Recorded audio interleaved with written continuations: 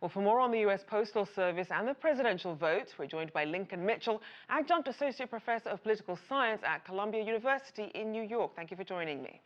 Thank you for having me. How are you? Good, thank you.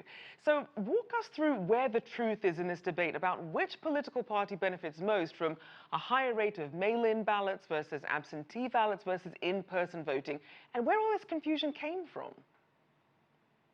It doesn't look like any party, particularly in general, would benefit more. In this particular election, what the data is showing us is that Republicans, because the leader of the Republican Party, Donald Trump, has downplayed coronavirus, are more comfortable voting in person. And Democrats would prefer to vote by mail.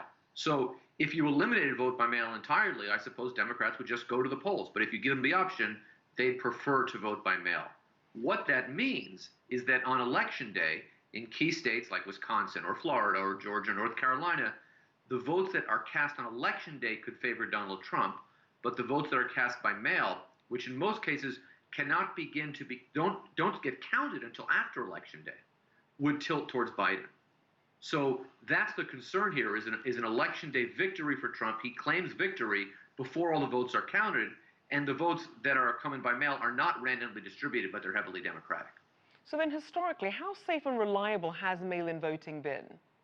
Well, mail-in voting is very safe and reliable. There are several states now, Utah, Colorado, I believe the state of Washington, that have done mail-in voting, or maybe Oregon, for years. All the votes are cast by mail, and it's fine. There's no real problem of election fraud.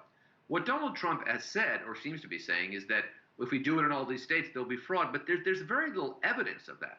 You should also keep in mind that different states have different procedures. In some states, you have to have, for example, you have to apply and you have to give a reason. In other states, you don't have to have much of a reason. Some states may send ballots to just send ballots to all the voters.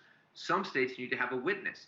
Sign your ballot to witness your ballot. Others you don't. So there's different procedures in different states, which complicates it and makes it more difficult for voters. One of the things the Biden campaign has to do is to educate the voters and, pick your state. How do you vote here? How do you vote differently? You vote differently in Washington state than in Michigan or something like that. So that's a part of the campaign that we'll see in the coming weeks.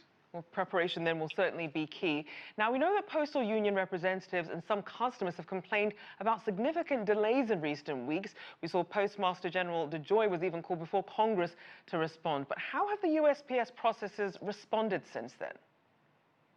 Well, there's 2 points. The labor unions, these are workers who are out there doing their best work. However, when you pull sorters out of circulation, and sorters the machines, not the individuals, it's going to slow down. And there is a concern that will happen going towards the election. We know the post office normally would have the capacity to do this. For example, around the holiday season, Christmas time for most Americans, there's a huge run. More packages are being sent, more cards are being sent. The post office can handle that. The problem is, different states, again, have different laws, but in most states, if your ballot is postmarked by election day, it can be counted. But if it gets in slowly and ballots are still trickling in November 10th or 11th, that will create confusion and frustration among the electorate, which will play into Donald Trump's hands.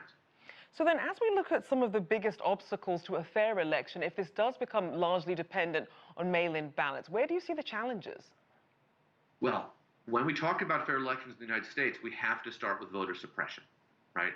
So barriers put in front of voters, whether to vote in person or by the mail, or even to register to vote, right? So laws in some states, you have to have IDs. Laws in the state of Texas that your student ID isn't good enough, because, students tend to vote Democratic, but your gun registry, because gun owners tend to vote Republican, is. So voter suppression is always going to be a big part of this, and it plays into mail-in balloting, right? So, for example, some communities, it's easier to get to a post office than other communities, right?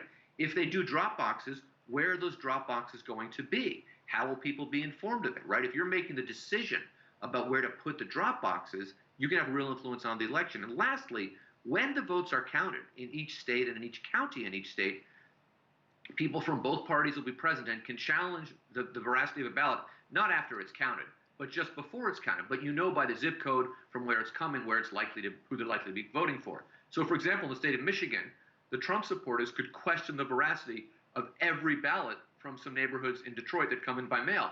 And on very technical issues, does the signature on the ballot match the signature on the registration form, even though that person might have registered 20, 30, 40 years ago at that address? So there's a lot of ways here for shenanigans and deliberate shenanigans to come in and put in jeopardy the fairness of the election.